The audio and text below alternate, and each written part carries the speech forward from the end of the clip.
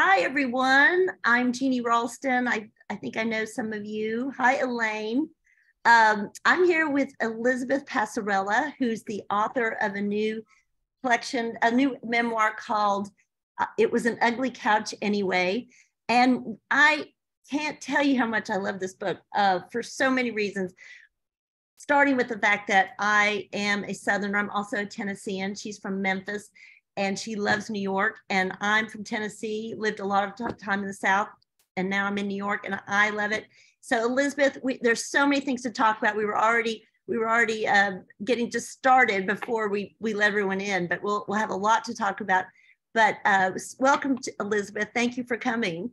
Oh, thank you so much for having me. I was about to say we almost didn't let everybody in because we were so busy Yeah, talking to each other. So I'm just really excited to be here and talk to people. This is such a great just idea and group of people. And so I'm really excited to be here. Thanks for having me, Jeannie. You are so welcome. And so I just want to give everyone an idea of Elizabeth's background. She's got quite a lot of experience in writing, magazine writing, and so forth. And this is her second book. Her first book was called Good Apple. So we'll talk about that too. But this is from her bio. She's a smart, hilarious New Yorker with deep Southern roots. Her essays range from profound to absurd to hopeful, but they always make the reader laugh, cry, and feel less alone. She has spent more than 20 years as a writer and editor in New York with positions at InStyle, Vogue, and Real Simple. She's also written for the New York Times, Parents, Martha Stewart Weddings. Oh, we got to talk about Martha Stewart. Coastal Living. So we just are so happy to have you. Oh, you're a columnist for Southern Living. So lots of credentials there. So I think you're going to start off, Elizabeth, with reading a little bit from the book. Sure. And I'm sorry you can't see the cover, but I've got the whole cover right here. There's the cover right there of the book. So yeah. So I'll tell you, I mean, I assume most of you probably are maybe not familiar with my writing, but this is my second collection of essays. And I write about just my life in New York. My first book really talked a lot about growing up in the South and kind of a super conservative family, and then moving to New York and certain things about my life changing and falling in love with the city and my husband and my career path in that sense. This book is similar in the sense that it's a collection of essays I talk about marriage, I talk about friendship, I talk about kids and parenting, but my family, we live on the Upper West Side. We're not as cool as Jeannie. I don't live downtown, but we live uptown. But my family, I have 3 kids, and my family lived in a 2-bedroom apartment that my husband and I bought before we had kids, but we were still in it. And during the pandemic, we sold it, and we loved our building so much. We loved the community and our neighbors and the neighborhood, and it's close to the park.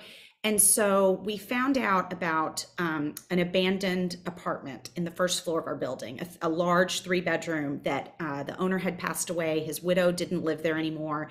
And it was a very monumental hoarder situation.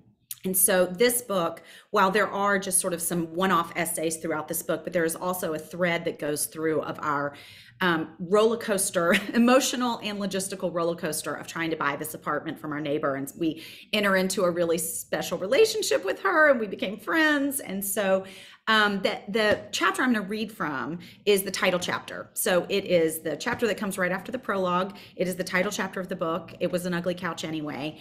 And it is the story that really started off as we sold our apartment.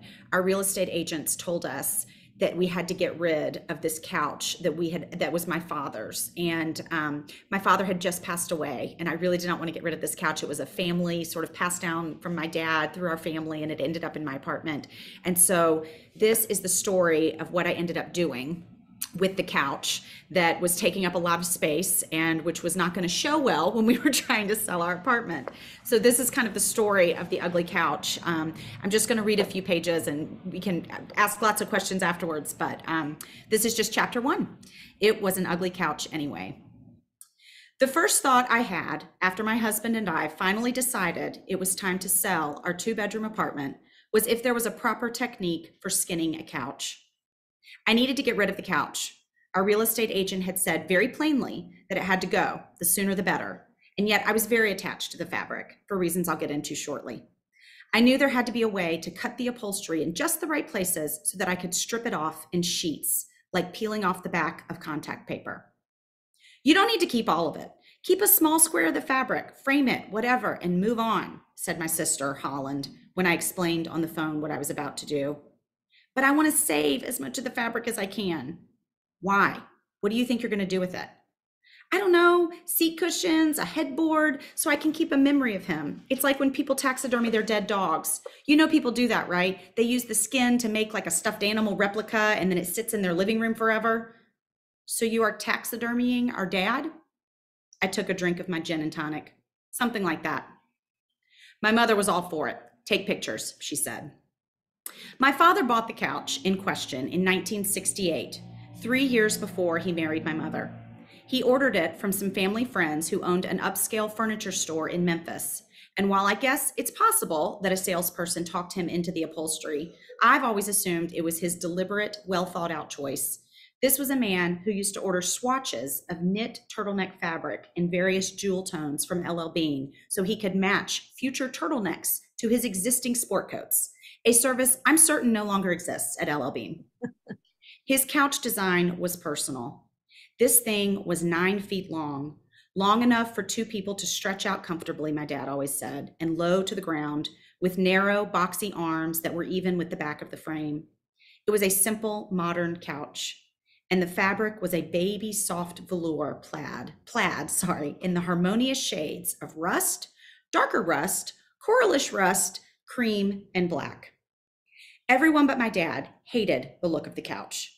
At least that's what we all said. You're all going to fight over this couch someday, he would tell me and my sister. No way. It is so ugly, Dad. So ugly. Ooh, was our typical response. It was ugly, but it was comfortable. Comfortable in a way that made you see the ugliness differently. Sitting down, you would instantly start petting the velour on the cushions underneath you, absent-mindedly running your hands away from the sides of your thighs and bringing them back in, tucking them under your rear end to feel the soft springiness of the cushions. At that point, most people would swing their legs onto the couch and lie back, still moving arms and legs across the fabric like they were making a snow angel because they simply couldn't stop. I have memories of lying on the couch in the summer with bare legs and feeling the coolness of the velour lower my body temperature. Weirdly, it was also cozy and warm in the winter. And durable. That's the most amazing part.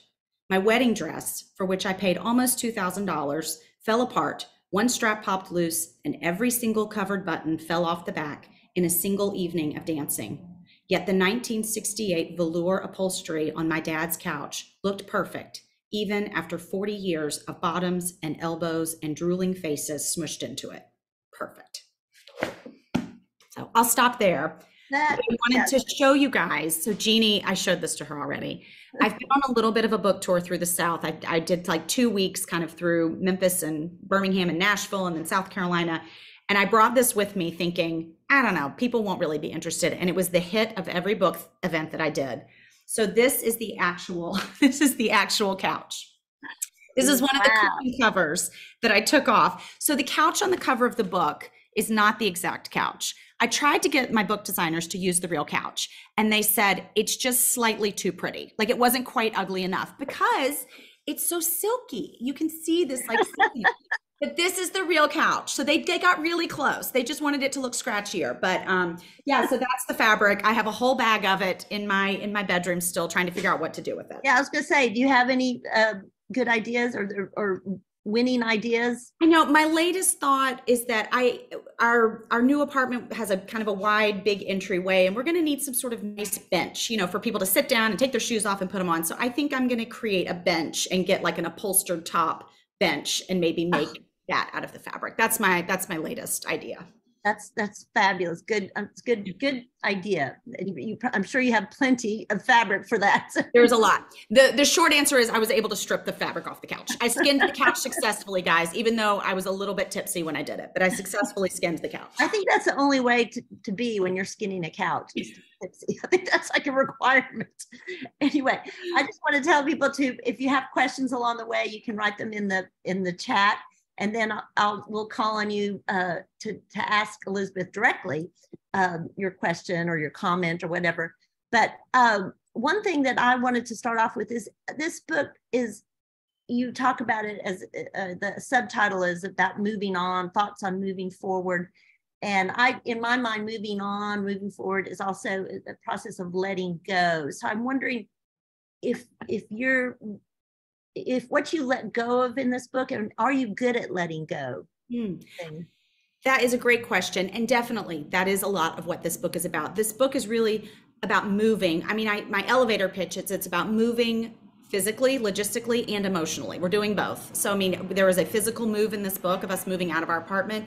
But yes, I think that I talk about like some medical sort of disasters that my family's been through. I talk a lot about my dad and kind of moving on after he died. And I am great at letting go. Now, here's the thing about being a New Yorker, which when you live in small spaces, you cannot be super sentimental about a lot of things. So I purge clothes well. I purge, my children's artwork. It comes home, delightful kid. I love it. Goes in the recycling. I mean, I save a few special pieces every year. I don't save anything. If it has glitter on it, I don't care how much it means to them. It goes directly into the garbage. So I am actually really good at letting go. I'm really good at letting go of clothes and things like that, which is why it was so funny that I became so obsessively attached to this couch.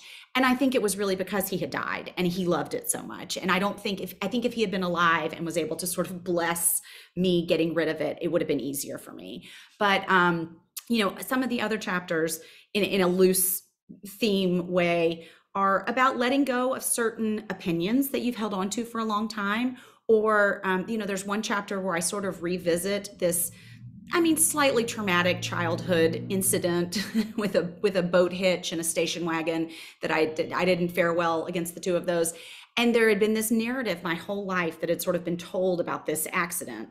And it actually kind of wasn't true. And so you're kind of moving on from that. You're letting go of certain stories you've been told. We all have to let go of certain long held beliefs because we change our mind or we learn new information. So I just think that's part of, I won't say growing up, we're all grown-ups, but you know what I mean? It's just a part of moving into different life stages and having different people come into your life and challenge your beliefs or challenge your opinions about things. So yeah, I think we all kind of let go of stuff. And also there's certain things we hold on to because that's who we are and our foundation and it feels like home. So that's kind of a theme of the book too, is the things that we do. Yeah, you do. And that, I find that to be such an interesting perspective, is that you let go, you're sort of letting go, you've let go in a way of your home region of the South and to move to New York. And so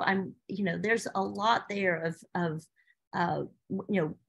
looking at what you hold on to from that deep South connection and what you've let go of. So what personally, and that the way your Southern upbringing, what parts have been worth hanging on to? Oh gosh. Well, yeah, I moved to New York City in 1999. So I've been here for 24 years in August. So I have lived here more than half my life, longer than I ever lived in Memphis. And I definitely feel like a New Yorker now. I would say the things I hold on to, I write some in my books, more in my first book than in this one, but I write about my faith in some ways. I grew up in a very conservative kind of Christian household. I'm a little less conservative now living in New York, but I still, my faith is still important to me. I think growing up in the Bible Belt, that is definitely something that has changed and morphed and matured, but is still an important part of my life. And there's also, I think, just a sense of community and kind of how I approach community. I sometimes have a hard time with community. I grew up in a family where self-sufficiency was very prized. So we did not, as my mother said, air our dirty laundry in front of people. We didn't ask for help very well. We were not, and I think I've had to learn how to do that, how to be needed. I write a chapter about this in the book. But I also think that sense of community, of your neighborhood and your neighbors coming around you, which was certainly the case during the pandemic in our building, and learning to sort of appreciate that community. I feel like that when I started to let go and embrace that, felt like an echo of what I grew up with in the South. You know, in the South, there's no one's really a stranger in a sense. Everyone's kind of sitting on their porches and talking to people, and you go to Kroger and there's 15 people in the line that you know, and that can be super annoying sometimes, I will just say. But there is this sense that you are part of a web of people that know your parents, know your aunt, know your sister, whoever it is, and you're always going to be sort of held by that community. And I had tried really hard to get away from that when I moved to New York. And yet we had it really in our building. We still have it in our neighbors and our good friends who are here. And so that to me feels like one of the best things about the South that I've had also in New York too. It's just that sense of community. I'm sure that's surprising to a lot of people who read this, that idea that you can have that kind of community in New York because of the, you know, the stereotype of New Yorkers as just cold and nobody wants to be involved. Of course, that's not true. It's you know, can be based on a building you're in, a neighborhood, of, you know, kind of your interest group or something. There, sometimes New York does feel like a small town, which is kind of Absolutely. And let me tell you how many Southerners I run into on the sidewalks all the time. So it definitely feels like a small town. And you mentioned your faith, and you so rarely get people referencing that in a kind of the context you do. Yours is it's a humorous book. I mean, it's funny as hell. You're sassy. You're not like, you know, you're not like a Chris or, you know, any stereotypes of what a book that talks about faith and love of God and love of Jesus. Any stereotype that you have about that is blown away by your book, because you're such a real person. But I thought it was interesting choice to keep those references in. And was there any discussion with editors or agent or anything that, you know, maybe you tone that down, or do you really need that? What was the kind of backstory on that? Sorry, I muted myself because, of course, I'm in New York and there's an enormous ambulance going by. I know you guys all heard that. Sorry about it. But no, there wasn't. I mean, and it's funny because my agent, I think when we were working on the proposal for my first book, I didn't want to include any of that. And she said, you know, you kind of have this fish out of water story where you were always a little bit too, almost too liberal in the South. And now you moved to New York and, you know, you have finally found your home in a sense. I mean, you know, politically and all of those things, but you still held on to this faith. And of course, at the time that book came out, it was several, I mean, it was 2.5 years ago. And that conversation was much more in the zeitgeist. I mean, everyone was kind of talking about evangelical voters and what does this mean? And I grew up in a big evangelical church. So, I mean, I had that background. And obviously when I moved to New York, my politics changed, and yet I did still hold on to that. So I think, you know, for me, I just want to bring my whole self to my stories. And if I've gone through something that's hard or I'm suffering in some way, I feel like I'm always going to look at it in a sense through the lens of my faith. So I just want to be true to that. At the same time, I don't want to be thought of as like, oh, she's that Christian writer. Like, I don't think of myself that way. I'm not self-helpy. I'm not inspirational. Please don't come to my books for any kind of life help, you guys. But, that's kind of my goal. It's just, I want to just bring my whole self to it. I want people who come from completely different faith backgrounds or no faith background at all to be able to read the book and see themselves in it a little bit. And I think that's true. I mean, I hear from readers enough that I feel like that is true. Yeah. So, but I mean, at the same time, if I'm going to talk about death or I'm going to talk about these sort of big life issues, I'm always, there's a way where I feel like I wouldn't be completely bringing my whole self to the story if I didn't talk about that. Right. And it does give it's a nice counterpoint to any kind of, you know, stereotype of what a Christian is. I mean, I think I really appreciate that, you know, part of it too. Do you still consider yourself evangelical? I mean, no. Okay. And I don't, you know.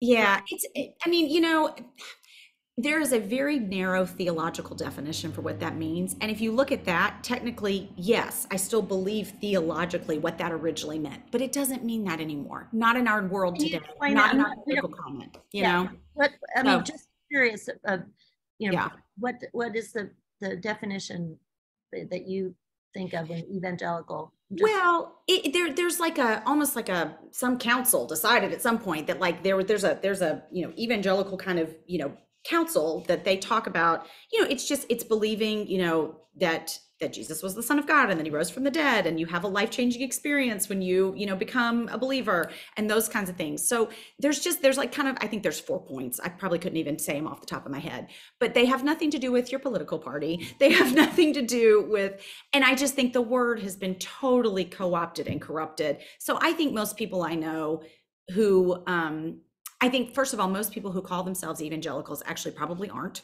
And most people who actually are wouldn't call themselves, because it's been so co-opted by the Republican Party. So I just think that no, people really do not. That my friends in New York, people who believe, I guess it's a more conservative theology, I guess, conservative in the sense of just like some people call it like kind of an orthodox theology. But no, I mean, politically, it's just been completely co-opted and corrupted. So I think that people just don't really talk about it like that anymore. Yeah. And is it hard to be a faithful person in the city? I mean, do you, what kind of church do you find in the city? I mean, I belong to a Presbyterian church. No, it's not. It's not. I mean, New York City is a big place. There's room for everybody. That's what I love about it so much. So no, I think, actually to me, it's more meaningful in New York, because in the South, in the Bible Belt, everyone's a Christian, everybody. It doesn't matter if you're actually acting like one or actually following what Jesus would want you to do or treating your neighbors and the way that he would want you to. It doesn't matter. Everyone's a Christian.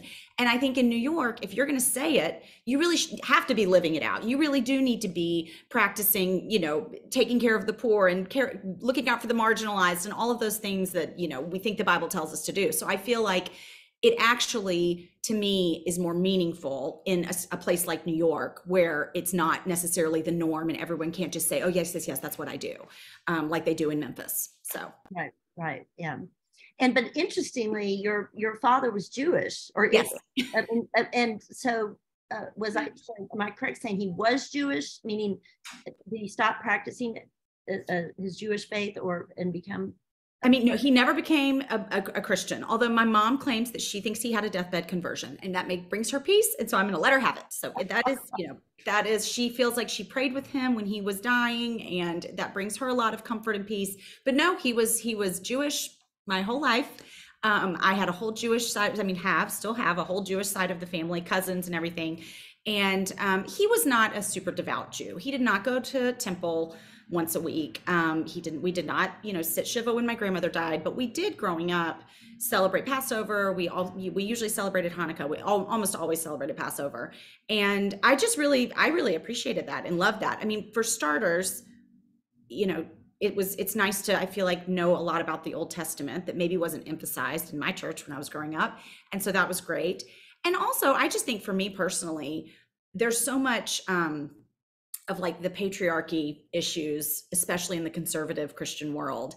And there's all this sense of like the man is the head of the household and he's the spiritual head of the household and all that. Well, my dad wasn't the spiritual head of the household. My mom was. So I feel like I grew up in a family where a strong female leader, spiritually and everything, was how it was, because my dad wasn't even involved in like going to church or doing things with us. So that was actually really empowering for me, and I really loved that growing up, and I think that was a real gift that he gave us in a sense. But he was Jewish his whole life. Yeah. Well, tell me a little bit about how this book. Well, first of all, some people here were at our literary lunch up in New York last month, and we met Kristen Van Ontrop, who's your agent. My agent. So, yes, and so she said she's the one, you've got to read this book. You've got to read this book. So, and she was. That's her job, is to tell. But she's right. She was right, and we've actually interviewed Kristen on, done one of these interviews with Kristen. I've read about her book, the one that says, "Did I really say that out loud?" Whatever, and your style is so similar. I mean, just like kind of just laugh out loud kind of, or just like I listened to it on audio, so I listened to your voice, so I'd be like vacuuming or something and going, You made my vacuuming so much better. I'm so glad. So how did it come about? Was it a 2-book deal? Is that what you had? Yep. So she I know. worked with you on both of those. Yep. So, well, obviously that's why Kristen and I get along so well. It's because we have a very similar, I mean, I love to be compared to her because she's one of my favorite writers. So I loved her as a writer and an editor long before she was my agent. So, like you had said at the beginning, I've been in the magazine world for 20, 25, 20 something years. And I worked for Real Simple a lot. And back when Kristen was the editor in chief. And so she was very familiar with my writing. I had worked with her a ton. When she left Real Simple and took a little hiatus, which anybody who has heard her talk, you know this story, and then became a literary agent, she called me and just said, had you ever thought of writing a book? And so we sort of thought about some ideas and kind of bandied some things about. And then when we sold Good Apple, they offered, not every publisher, but we had a few offers, and one publisher that we ended up going with offered me a 2-book deal. So it's funny because we finished the first book. It came out in the middle of the pandemic in January of 2021. Everything was this on Zoom. I didn't do a single in-person anything. And then they were sort of asking me like, okay, are you working on something else? Are we ready to go for book 2? My kids were still in hybrid school. My husband was still working from home. I was like, oh, no, I'm not ready. I'm not ready for any kind of work or creative endeavor. My brain is just trying to figure out how to feed everybody 3 meals a day, 7 days a week. And so I did start writing this book in kind of the winter, early spring of 2021. And I really thought I completely lost my sense of humor. I just thought I'll never write anything funny again. This is just, my life is so hard. Everything is so miserable. I'm miserable. I don't have a single second of like time and quiet and isolation to even think of being creative. And so I wrote, and there were a few stories that had been kind of knocking around in the back of my head from childhood that I hadn't written about before I wanted to. I wrote, and then at the end of the summer, I sort of sent a big chunk to Kristen and to my editor. And I always let Kristen read things immediately because I trust her as an editor as much as I trust her as an agent. So she reads everything. And both Kristen and my editor both kind of got back to me and very kindly and very gently said, you don't sound good. Like, you sound a little mean. You sound like you're in a hard place. And I was like, I am mean. I hate everything. Like, why don't everybody leave me alone? So it was funny. I mean, my tone really came through. So there are a couple of chapters from that first chunk. I mean, more than a couple that we reworked and are definitely in the book. But I felt like this one was a lot harder to get out just because of that, because it was just a different time. And then the apartment story started to take shape. Then we were starting to talk to Lois. That's the name of the man's widow, the woman who owned the apartment. We were starting to talk to Lois, but we weren't really sure where it was going. So I realized as I'm talking to her that she was a treasure. I realized that she was such an interesting person. She was going to be so much fun to talk to. There would be so many good stories. So I started taking notes and remembering what was happening and writing that story in real time as it was happening, not knowing where the story was going, not knowing if we would ever get the apartment. And that's when the book really took off, was when that apartment story kind of set the framework, I think, for the rest of the book.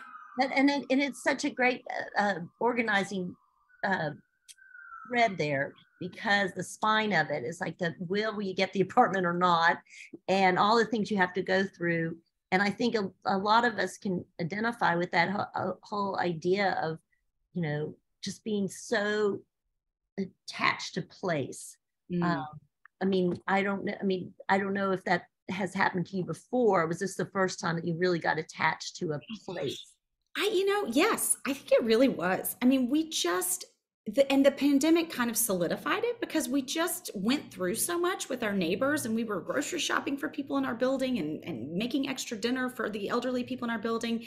And then in the more superficial, less humanitarian effort, more superficial track, our building built a roof deck that opened kind of at the tail end of the pandemic, just as vaccines were rolling out and everyone's starting to socialize again. Our building, which is about 20 floors and overlooks Central Park, put in this beautiful roof deck. And we got up there and it was landscaped and people are enjoying bottles of wine and having dinner and neighbors are talking to each other. It looked like the most glamorous restaurant in all of New York City. And once that opened, it was almost like, well, we cannot leave now. Like now we really can't leave. Look at this. I mean, who leaves this? And so we became very, very tight, like white knuckle obsessed with kind of staying in our building. And yes, we love our neighbors. We loved so much about the building, but then there was this like amazing amenity that really, again, talking about community, kind of brought the building together and really, I don't know, changed neighbors' relationship. It was just really lovely. And so we really, really, really became obsessed with it. And so a lot of that story too is kind of, we do hold on to things that we think are good things, and they're good things for our family, or they're good things for us, or for your marriage or friends or whatever it is. And you can get so just tight-fisted about them that you can't imagine what's going to happen. Like, how will we ever move on if this doesn't happen? And I did get to that point. Like I thought, well, the world will end if we don't get this apartment.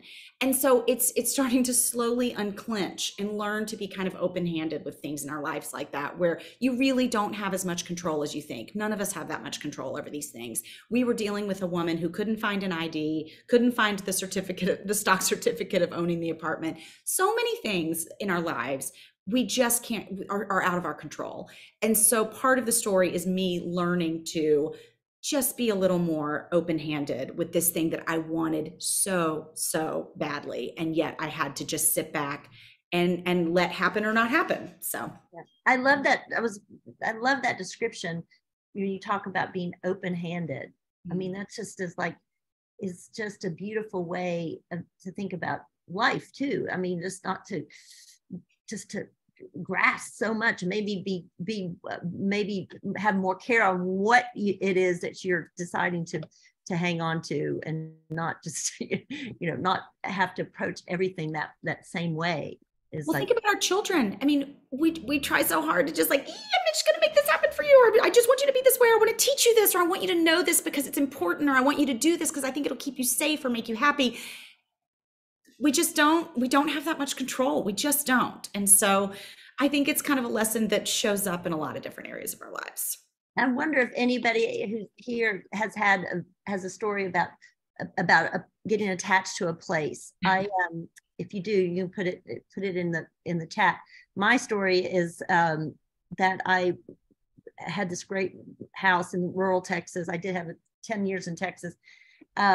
And we put so much time and effort into, my husband and I, and then he decided that we should sell it and that we should be moving on to something else. And he was traveling all the time. I put so much work into it. We had our kids there, and they were still little, and we thought about whether to put it on the market or not, or whether, and almost to the point where I was thinking that we were going to get divorced. And my mother said, well, if you get divorced, you come live with me. And then I'm like, well, then I've lost the house anyway. So, and I just decided, I was like kind of hilarious, not at the time, but that the idea that, okay, I'm so attached to this house, I'm willing to like lose it because I don't want to lose it or whatever. It was just like the logic. And I just made a vow then that I was never going to get so attached to a house or building. It's bricks and, stone and mortar and all that. And I really had to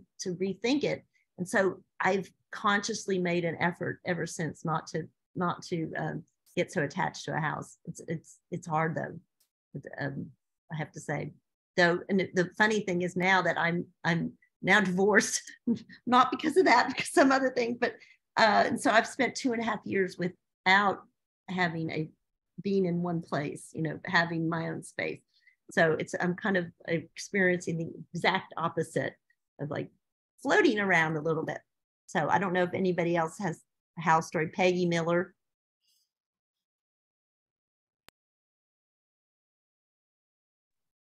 Hi, I did want to make a comment and then say something, Elizabeth. I'm in Texas and I grew up in New York, on Long Island and outside of Queens, pretty close into the city. So when we just did this NextTribe trip, I just was the happiest ever because I never really got a chance to live in New York, and Jeannie did such a great trip. But I also, when you were talking about the culture, I also experienced, and now I've been in the South in Austin for like 50 years, 45 years, whatever. And I found that Southern hospitality means a lot of different things that I didn't really expect. I feel like things, even when I first came down here, people were more proper and invitations were more extended. In New York, you get to have popovers. People pop over on your stoop, people pop over in your apartment, people pop over in your building. So I just appreciated you sharing that, what you saw, because it's not a cold and unfriendly place. It's actually much more open. And if you argue with anybody, it's fine because the next day we're all cool. A little bit different down here. But I was always, I always lived in a home.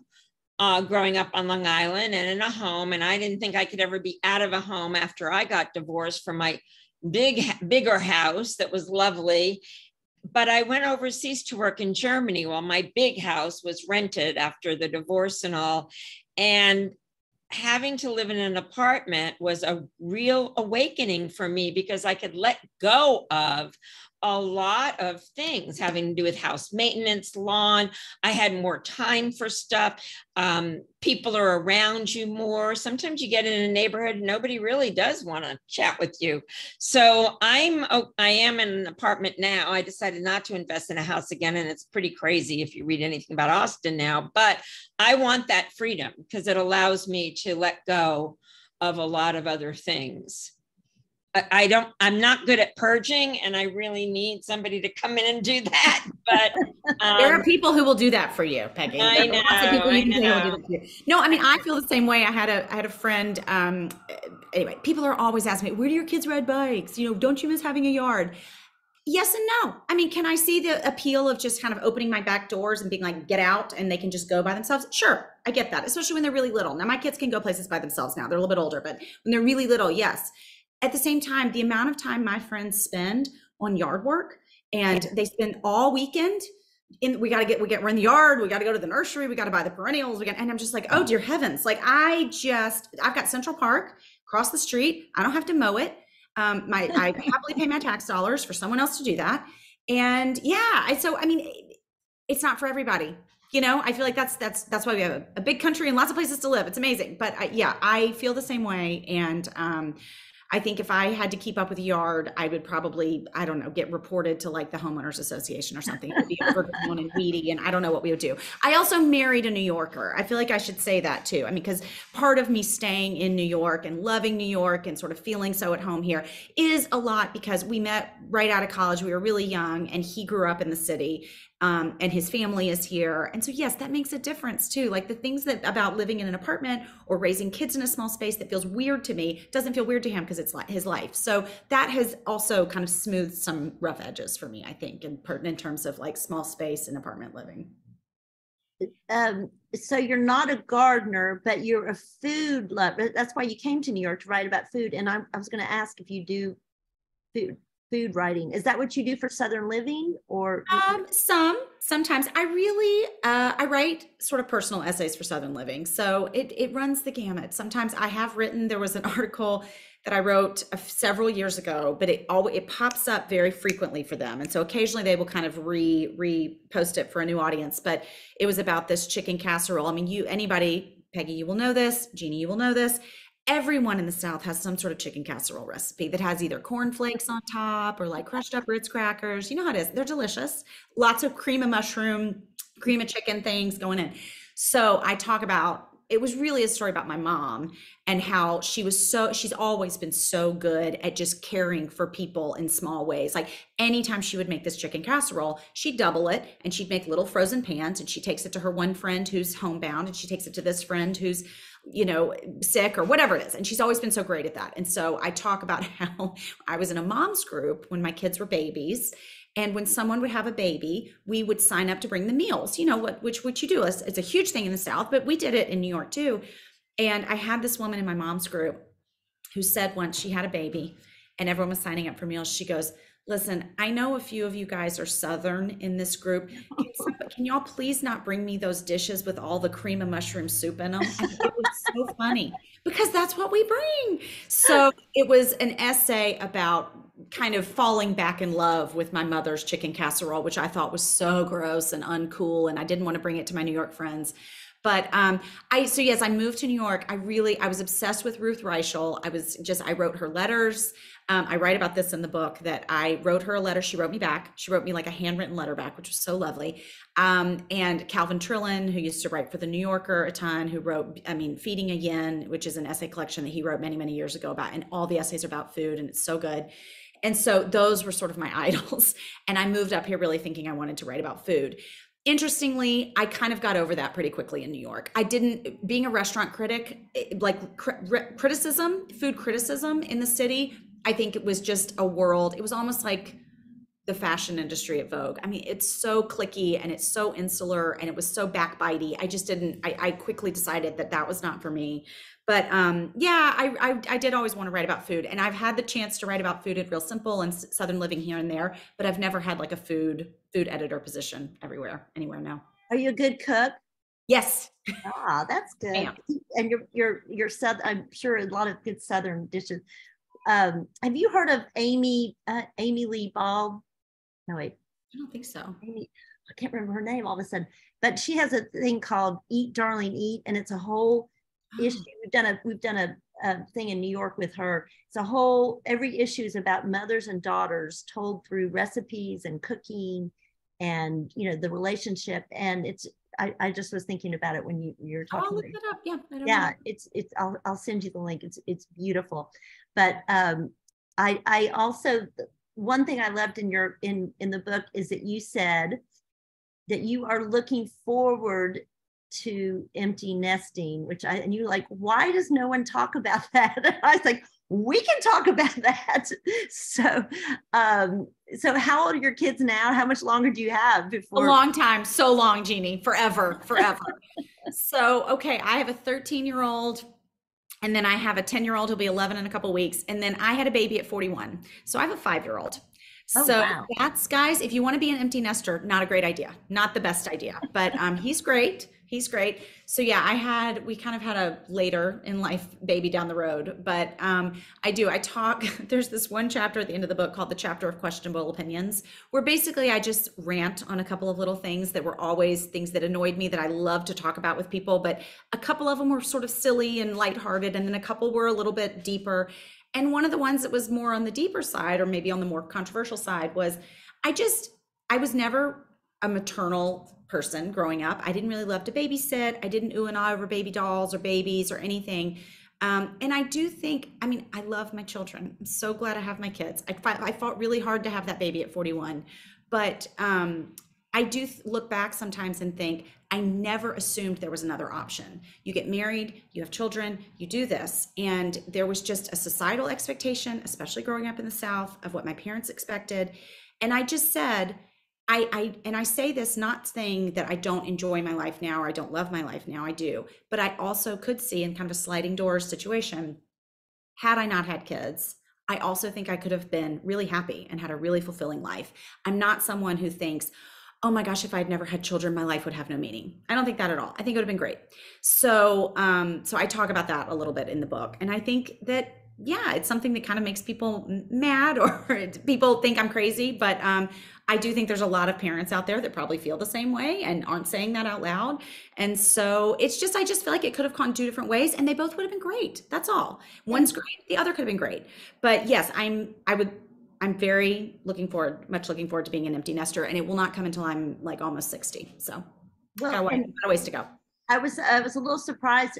How was your kid's reaction when you're like, I could have not had kids, I'd be fine? They haven't read that chapter. Yeah, usually it's funny with the first book, my two oldest could not wait to get their hands on it. They were just so excited to read it, and they read it and they laughed. There were a couple chapters I told them they couldn't read, but they read it and they laughed and they loved it. And this one, it's almost like they're done with me. They're tired of me. They're tired of hearing about my career and my books and everything. So nobody has asked, but they have not. I don't think they've read that. But I don't think it's not something I'm hiding from them, you guys. I feel like it's kind of my ethos as a mom too, that I love you. I'm so glad that this is my life. And also, you are not the center of my world. You're just, my kids, ask any of them, who does mom love the most? Dad. She loves dad the most. And then the rest of us. And so I think I don't think they'd be surprised. I'll just say that. That's so interesting and different kind of. I like your honesty. And mean sometimes if you're talking to my kids, but no, but I think it's like you said that there's a lot of people who feel that, but maybe don't come out and say it. So that's what I like talking about it. And Elaine wants to talk about empty nesting. So Elaine, do you want to unmute yourself? And Elaine you were supposed to be at our event on our New York trip. She got COVID right before the New York trip. It's terrible. It's so sad. So unfortunately, no, I just made a comment in the chat. My son is 18, almost 19, about to graduate from high school. I had a daughter. My daughter was born when I was 42. So I have one more year and I will be almost 60 when she graduates. So I relate to what you're saying, Elizabeth. But I cannot wait for empty nest. We have planned our whole next chapter, the last 30 years of our life, the last third of our life as empty nesters. We didn't have kids till we'd been married 13 years. I was 39 when my son was born. So, and the other comment I just made was my son, he's as excited about leaving as we are for him to leave. So he's doing a good job of soiling his nest. I don't know if you've heard that term before, but it's like he's on the way out. He's on the way out. You know what? It's going to make the goodbye a lot easier for both of us come September. I think it's what they have to do. It's part of the stage of development. I think so. My mom lives in Memphis still. And I have one older sister and she lives in Charleston. She's moved away and I'm in New York. And my mom always says like, oh, what did I do wrong that my children have moved away and they never moved back? And I said, you didn't do anything wrong. You did everything right. You raised us to be really independent. You raised us to sort of go after, my dad even more so than her. But I just feel like, no, you raised us to not need you. And that's great. We don't need you. We are not financially dependent on you. What a gift. And so yeah. I actually think I'm sure I will feel differently when my first child goes to college. I'm sure I will boohoo like a crazy person and I will be so sad and I will want her to be going to Columbia up the street. I'm sure I will have that feeling too. But that's the other thing that I feel like so often we don't talk about in life, that I feel like it feels like my job to write about this sometimes, is you can feel both things. Emotions are complicated. You can be really happy about something and also feel a little bit of grief about it. Every sad thing that happens has a little bit of humor in it. So I think we can be really sad about our kids leaving and also a little bit relieved. I think that's a beautiful thing to think about. And it's so true. The whole idea that you have to be black, it has to be black or white, I think that gets us in trouble as a country, society to begin with.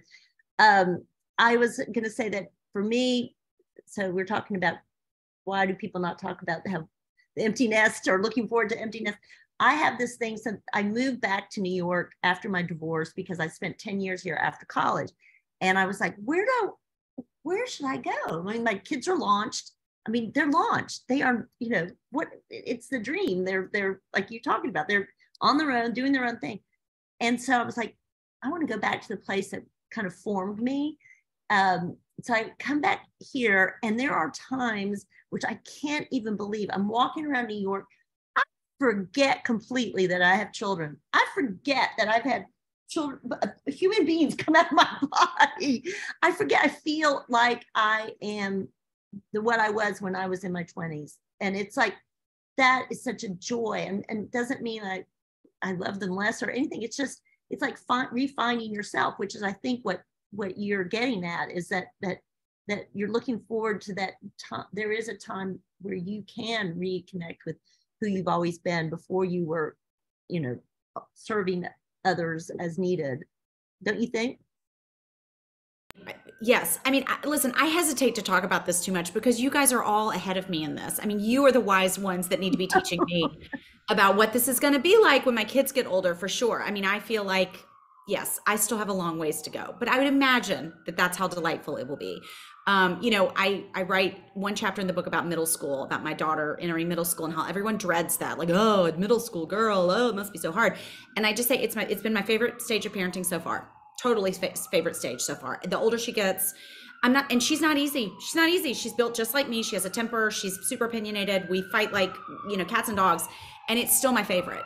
And part of the reason I love it so much too is because in New York City, every time I start to talk, you guys, an ambulance. I know, that's okay. Well, this rental apartment's right on Broadway, so it's very loud. But I feel like my friends who live in the suburbs say, oh, when he gets his driver's license, it's just so great because he can go places on his own. He can take his younger brother and blah, blah, blah, blah.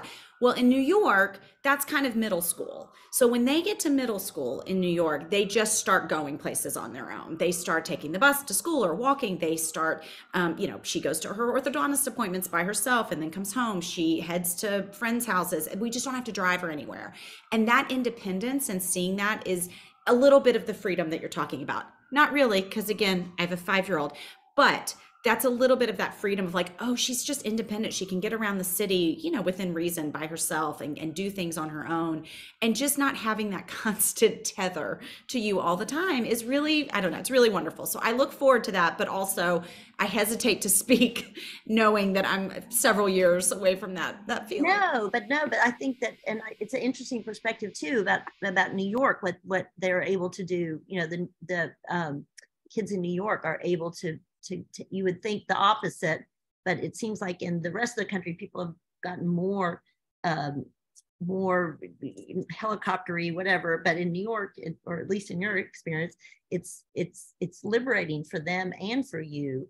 And I love, you told a great story about your when your husband was growing up, that he got hassled for some money, and what did his mother do? Well, my husband, this is what's so funny is, of course, anybody who talks about New York, like, oh, like, what's it like up there? And because my mother watches a news channel that you can imagine, you guys, and she's always assuming that the crime in New York is horrific and that people are just getting kidnapped off the streets into like sex slavery. And I'm like, Mom, that's not happening. Meanwhile, she lives in Memphis, where the crime is actually horrific. And so the crime in Memphis is way worse than the crime in New York. But yes, so I can't really reason with her, but I try to explain to her how we feel very safe. And the crime in New York now, yes, it's gotten a little worse. It's actually not as bad as in 1999 when I moved here. And it certainly is not as bad as the 80s, the late 70s, 80s, when my husband was growing up in the city, and crime was much, much worse. So yes, and he was going tons of places on his own. By 3rd grade, he said he remembers kind of walking to a friend's house to go to a birthday party. So it was just a different time, and we worry so much more now, I think, but I don't. But so yes, he was walking to school or home from school, and just some older teenagers came up to him and kind of, pushed the kids around asking for money, and nobody got seriously hurt, but it kind of, anyway, I guess flustered the boys. And my mother-in-law did not start walking him to school every day. She didn't start, call the school and make sure they had a security officer, none of that.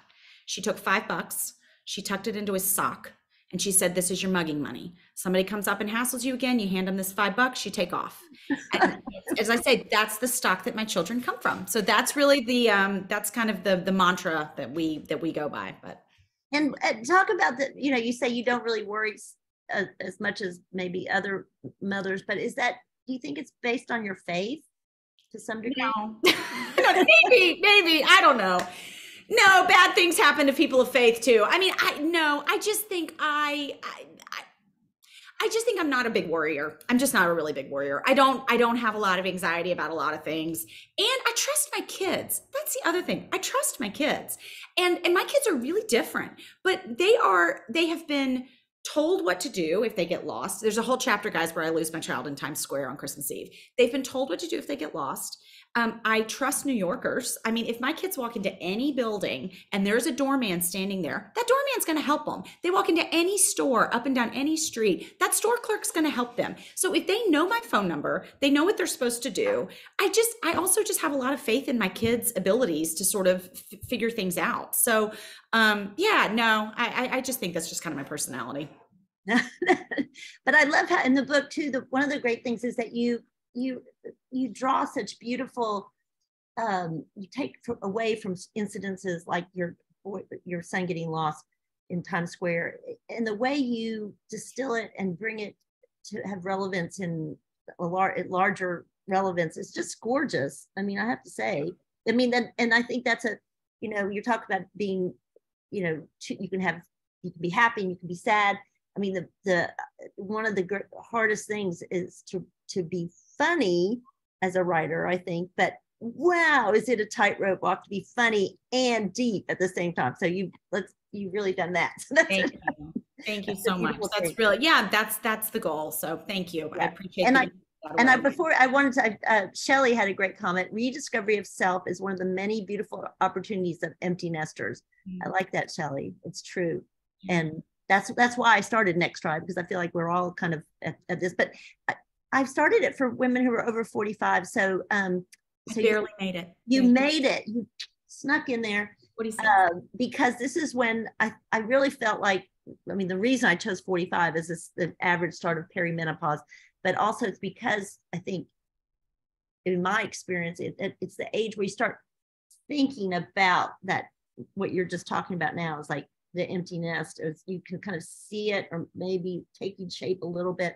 So, well, my whole idea is to let women know that there is a great life after all of this. You don't have to worry. You don't have to be depressed. You can be excited about this next opportunity. So, well, and I want to say this too. I published my first book at age 44.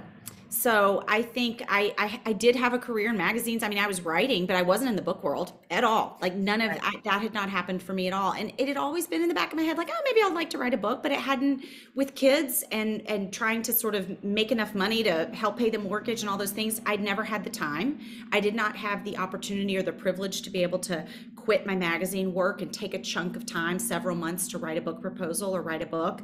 And that didn't come for me until I was well into my 40s.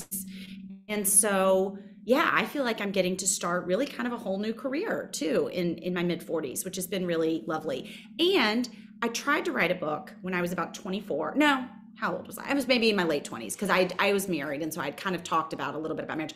I'm so glad that book never went anywhere. I'm so glad. I feel like I have so much more to say now and so much more perspective, and I'll have even more in 20 years. I mean, it's just going to get better, and there's just more reflection. I think you can be so much more self-deprecating when you just realize what's important and what's not. And the older you get and your parents get, you guys talking about perimenopause. My mother, who's almost 80, went on every book tour stop with me, because I left my family in New York and I went on a book tour, and I started it in Memphis, in my hometown. And then we went to Nashville and Birmingham, and then we did Charleston and Greenville, South Carolina. And my mom came with me on every stop. Aww. So as I said last night, I have shared a bed with my mother for more nights than I've shared a bed with my husband in the past 2 weeks. And talk about two sort of like perimenopausal and postmenopausal women up at 3 in the morning. We're both up at 3 a.m. in the bed together. And she's like listening to a podcast, and I'm doing the New York Times crossword puzzle. And it's 3:15 a.m. We're both awake. And I think, well, isn't this just, I don't know, life, womanhood. Yeah, womanhood. Well, I think that means you're next book is going to be something about that subject. I have this feeling. So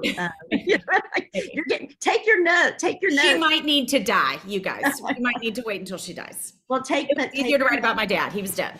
Oh, that's right. But I'm sure you have things going in your head for your next book. So do you have a next book on the horizon? Not right now. I mean, I'm always writing little things here and there, but I feel like spoiler alert, we got the apartment. So we are renovating this hoarder apartment, and it's been a real task, because we had to empty it, and that took a while. And then we really had to completely put in new plumbing and new electrical. It was in really bad shape. And so I've got to finish this apartment so that my family can move into it before school starts in the fall. So that is what I'm doing this summer. And then I'm going to reevaluate. I'm going to enjoy promoting this book, which has just been so much fun, and it just a million times more fun. And I had fun last time, but it's a million more fun because you're out on the road, and you're but also, you know what, here's the thing. Yes, it's been fun to be out on the road. It's been super fun to go places, but I'm so thankful for the pandemic that we learned how to do this, because we can't go everywhere. And so there's so many people that think, oh, well, why aren't you coming to Atlanta, or why aren't you coming to LA or whatever? And I'm like, well, I mean, first of all, you got to go where you're invited. I mean, that's, a book tour is not a guarantee. And also, that's why these Zoom events are so wonderful, is that people who aren't in places where you can visit can join. And anyway, I'm just really thankful that we learned how to do this during the pandemic. It was a gift that we figured this out. I agree completely. And I think that's there's some silver linings as hard as it is to really, think after all the bad stuff that happened, but there are some good things. So, well, I just thank you so much. And I want to come up and see your new apartment. Yes. Okay, maybe we'll have the NextTribe people over. There's a really lovely wet bar in the dining room. Maybe we'll have the NextTribe people over. That can let's do that. I know it's not a cool neighborhood, you guys. Y'all don't want to come hang out with me. Yes, we do. With Jeannie downtown. Trust me. No, you're right. You have a view of the park. Gosh, you have a rooftop view of the park. That's worth millions. So anything. But I want to thank everybody who came. And Elizabeth, thank you so much. I'm so happy for you, and I enjoyed your book tremendously. So such a beautiful, like I said, a beautiful combination of emotions that you must have put into it, and because I felt it, all the different things. Thank you so much. And I hope everybody will, if you haven't read it, please go out and get it, and we will be up to date. I mean, in touch still. Yeah, that would be great. All right. Thank you. Thanks, everyone. Thank you, everyone. Bye, Elizabeth. Thank you so much, Jeannie. Thanks, everybody. Bye-bye.